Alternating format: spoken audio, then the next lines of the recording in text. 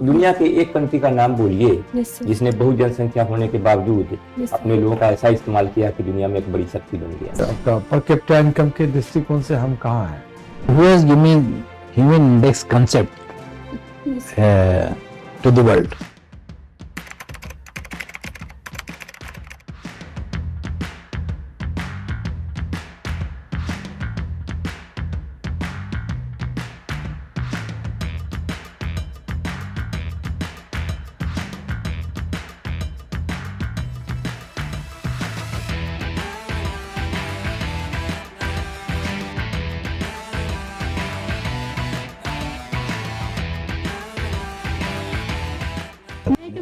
आइए आइए। आइए आइए, गुड आफ्टरनून सर। बैठिए। अच्छा, थैंक यू सर। बैठिए।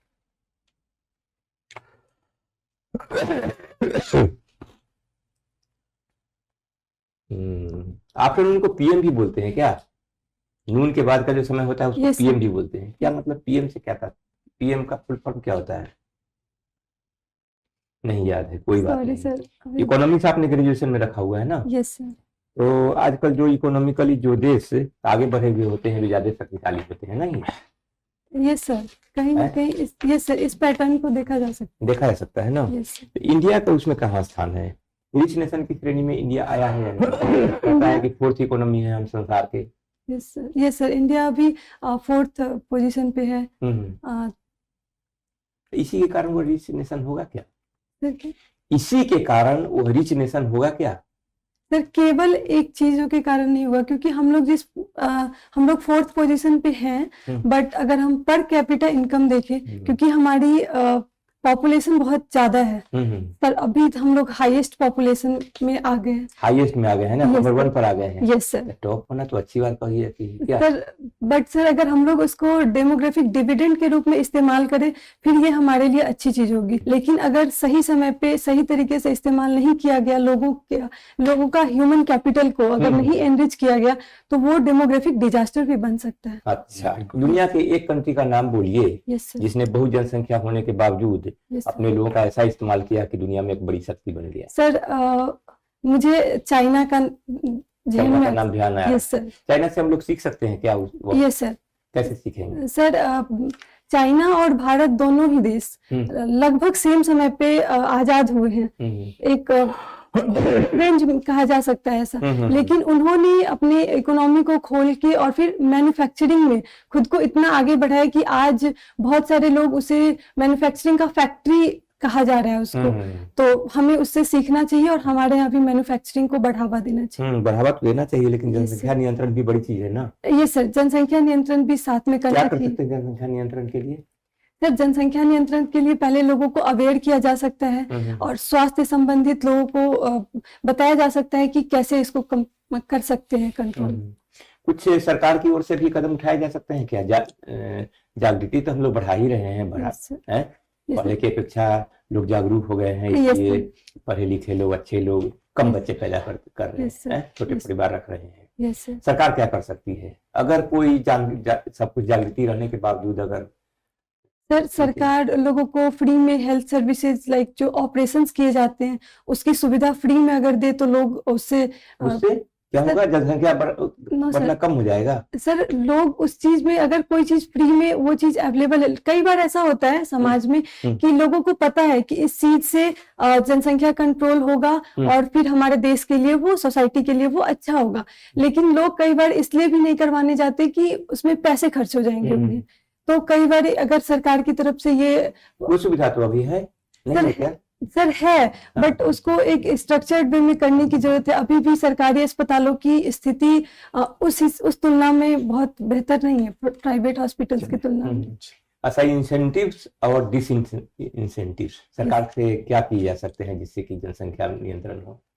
सर सरकार इंसेंटिव इस तरह की दे सकती है कि अगर हम लोगों को परीक्षा के माध्यम से या जैसे भी जॉब में ले रहे हैं तो उसमें अगर हम कुछ किसी को फायदा दे तो वो एक इंसेंटिव कही जा सकती है, या जिनके अधिक बच्चे हैं, मतलब अगर वो लोगों को कह सकती है कि अभी से आप कंट्रोल करिए, फ्यूचर में हम इस तरह के कहने का फायदा होता है क्या? कि छोड़िए उसको, हम थोड़ा सा दूसरा बिंदु पर आपसे बात कर लेते हैं। ऑप्टिमिस्टिक को आपने वीकनेस बताया है। Yes sir. ओवर ऑप्टिमिस्टिक से क्या मतलब है? मुंगेरी लाल के हसीन से अपने आपने देखे हैं? No sir. नहीं, वो पहले एक सीरियल चलता था जिसमें बहुत ओवर ऑप्टिमिस्टिक है, क्या Yes, मतलब हुआ इसका? सर कभी कभी मैं अति आशावादी हो जाती हूँ, जिसके वजह से जो रियल लाइफ में जो प्रैक्टिकल चीजें हैं उसका मैं ध्यान नहीं रखती हूँ और मैं उम्मीद करती हूँ कि सब सही होगा, जबकि मुझे लगता है कि अति आशावादी ना होकर मुझे जो रियल फैक्टर्स है उस पर काम करने चाहिए, तब मुझे बेहतर रिजल्ट मिल पाएगा चाहिए। Yes sir. चलिए, बहुत अच्छा। इकोनॉमिक्स आपने पढ़ा है। हम लोग अभी कह रहे थे कि हम लोग ने वो फोर्थ इकोनॉमी हो गए हैं, यस सर। तो इसके लिए आपने बताया स्ट्रेंथ, इकोनॉमी का आकार बड़ा हो गया। Yes sir. और ये आपका पर कैपिटा इनकम के दृष्टिकोण से हम कहाँ हैं? सर पर कैपिटा इनकम का मुझे एग्जैक्ट डेटा अभी इस वक्त नहीं याद है। अच्छा, ठीक है। Sorry sir. अच्छा, ठीक है। तो ये बताइए कि मतलब जो इकोनॉमी का जो इम्पैक्ट है वो हमारे मासेस में यहाँ लोगों को उसका लाभ मिल रहा है, पूरी पब्लिक को? No sir. सर इस चीज में कहा जा सकता है गिनी कोफिशिएंट के हिसाब से अगर हम ध्यान दें तो सर हमारे यहाँ इनकम इनइक्वालिटी अभी हाल के दिनों में और बढ़ती जा रही है। ये सर रिच लोग और रिचर होते जा रहे हैं, जबकि जो गरीब लोग हैं उन तक वो फायदा पूर्ण रूप से नहीं पहुंच पा रहे। हमारा जो गेम था, जो टारगेट था कॉन्स्टिट्यूशन इंडिपेंडेंस के बाद, उसमें कॉन्स्टिट्यूशन में एक शब्द यूज है, equitable distribution of wealth. Yes sir. क्या समझे इससे आप? Sir equitable distribution of wealth से मतलब है कि जो भी व्यक्ति समाज में अपना योगदान दे रहे हैं उन तक उस तरह का प्रॉफिट पहुंचना चाहिए। लेकिन इक्वल डिस्ट्रीब्यूशन और इक्विटेबल डिस्ट्रीब्यूशन, यस सर, दोनों का कंसेप्ट बनाइए। सर इक्वल डिस्ट्रीब्यूशन का मतलब है कि हमारे संसाधन है उसको हम बराबर लोगों में बांट दें। इक्विटेबल डिस्ट्रीब्यूशन का मतलब है कि जो हमारे समाज में अपॉर्चुनिटीज है लोगों को काम करने के लिए, रोजगार का, वो लोगों तक बराबर से पहुंचे ताकि वो भी रोजगार करके अपना स्थिति ठीक कर सके। अच्छा, इकोनॉमी का नेचर क्या है हमारे देश की? सर मिक्स्ड इकोनॉमी है। What do you mean by that? Sir mixed economy का मतलब है कि हमारे यहाँ और पब्लिक दोनों तरह के इंटरप्राइजेस काम कर सकते हैं और दोनों का बैलेंस करके सरकार चली हमारे देश की।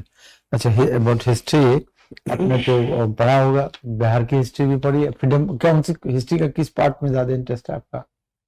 सर वैसे तो मुझे आधुनिक इतिहास में ज्यादा इंटरेस्ट है, लेकिन मैंने बिहार की इतिहास भी पढ़ी है। बिहार की इतिहास पढ़ी है?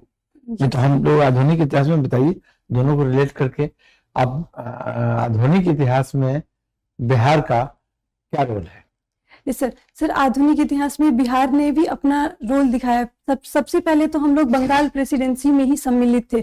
अभी जो हमारा बिहार का ज्योग्राफिकल एरिया है वो बिहार, उड़ीसा, झारखंड, बंगाल, ये सभी मिला के बंगाल प्रेसिडेंसी कही जाती थी। हमेशा से ये इतिहास में रहा है? नो सर, हमेशा से नहीं रहा है सर। ये मिडाइवल के लास्ट पीरियड से ऐसा हुआ कि बंगाल और बिहार एक साथ सम्मिलित हुए। एक साथ हुआ? कभी बिहार इंडिपेंडेंट था कि नहीं? ये सर एंशिएंट टाइम में बिहार का अपना अलग। मिडाइवल टाइम में? Yes sir. मिडाइवल टाइम में? सर मिडाइवल टाइम में शेरशाह सूरी के टाइम पे बिहार का अपना वजूद था, लेकिन उससे अधिक मैं याद नहीं कर। अच्छा, बिहार दिवस कब मनाया जाता है? सर 22 मार्च।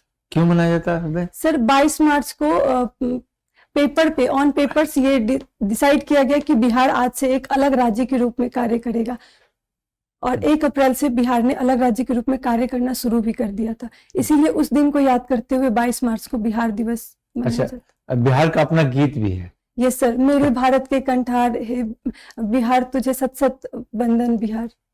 किसने लिखा?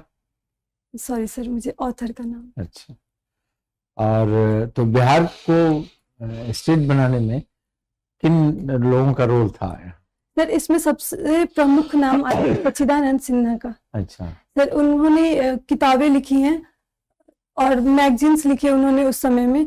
सर मैं रिकॉल नहीं कर पा रही हूँ, बट उन्होंने लिखे हैं और उन्होंने सेंट्रल लेजिस्लेटिव असेंबली में जाकर भी इस बात को रखा था। फिर उन्होंने लोगों को भी अवेयर करना शुरू किया था कि हमें अपना बिहार वापस मिलना चाहिए, क्योंकि हम लोग एंसेंट समय से ही एक अलग एंटिटी के, एक अलग राज्य के रूप में कार्य कर चुके हैं। तो उन्हीं के प्रयासों के वजह से 1911 में जो दिल्ली दरबार हुआ, वहां अनाउंस किया गया कि आज के बाद से बिहार एक अलग राज्य के रूप में कार्य करेगा। फिर ये एक अनाउंसमेंट थी, इसलिए इसे पेपर पे 22 मार्च 1912 को कहा गया कि आज से बिहार एक अलग राज्य के रूप में कार्य करेगा। ठीक ठीक, बहुत अच्छा।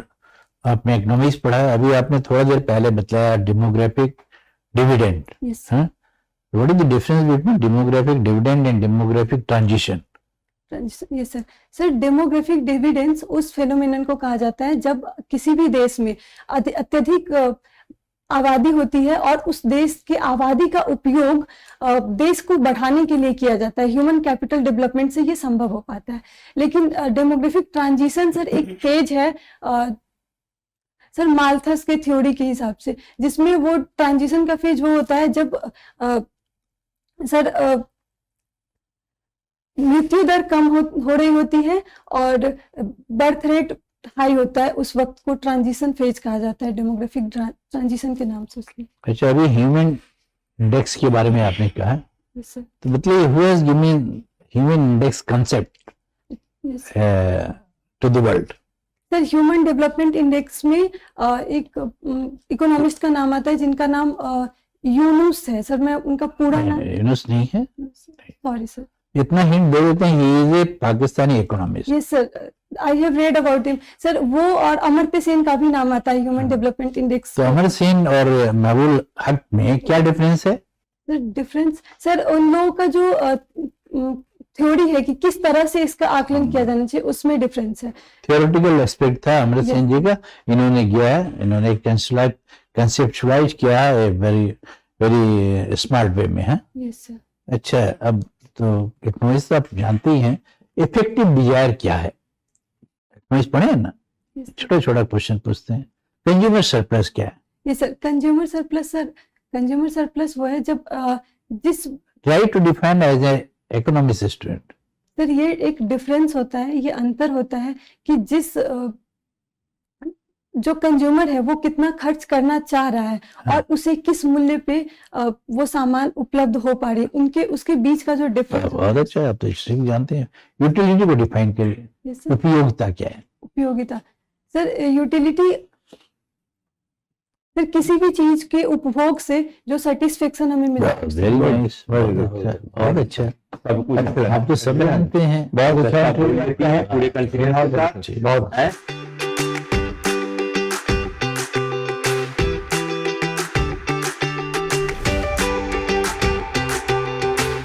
कोई घबराहट नहीं, कोई हड़बड़ाहट नहीं, कोई हिचक नहीं। बहुत अच्छा, very good. Thank you sir. Keep it up. Thank you sir. ठीक, बस एक्सीलेंट इंटरव्यू, एक ही कमेंट है, कीप इट अप। बहुत अच्छा, thank you. Personality wise everything is okay, nothing required to be pleased, सब चीज ठीक ठाक। तो आप ओवर ऑप्टिमिस्टिक नहीं, ऑप्टिमिस्टिक अपने फ्यूचर के प्रति हैं, तो ये अच्छी बात है। ओवर ऑप्टिमिस्टिक क्या होता है सर, मुझे समझ नहीं आता क्या अच्छा, लिखा, छोड़िए। मुझे लगा आपने लिखा है ओवर ऑप्टिमिस्टिक। ठीक है, ओवर लिख दिया है तो वीकनेस में जाते हैं, पॉजिटिव है। यस ऑप्टिमिस्टिक है तो ये स्ट्रेंथ होगा, लेकिन ओवर हो रहे हैं तो वीकनेस होगा। ओवर जिसमें भी लगे, ठीक है, एक्सेस ऑफ चलिए कोई बात नहीं, बहुत अच्छा, very good. Thank you sir. This is not your event है ना, आप जाओ बस जाइए, इतना ही जाइए। इसका मतलब ही होता है क्या होगा, सो आप बी कॉन्फिडेंट और जाके करिए। You are fit to do. थोड़ा सा ये देख लीजिए, painting, Yes, sir. APJ Abdul Kalam, badminton, सब के बारे में पढ़ लीजिएगा, आप तो सब जानते ही सब होंगे। नॉलेज है आपका, बस पर्सनालिटी टेस्ट। इधर जो भी लिखा जाता है ना, यस सर। उसके बारे में प्रायः पूछा ही जाता है, यस क्योंकि वही पर्सनालिटी का सर। मुख्य अंग होता है। ठीक है ना, ठीक है, आप personality wise good. Thank you sir. बहुत अच्छा।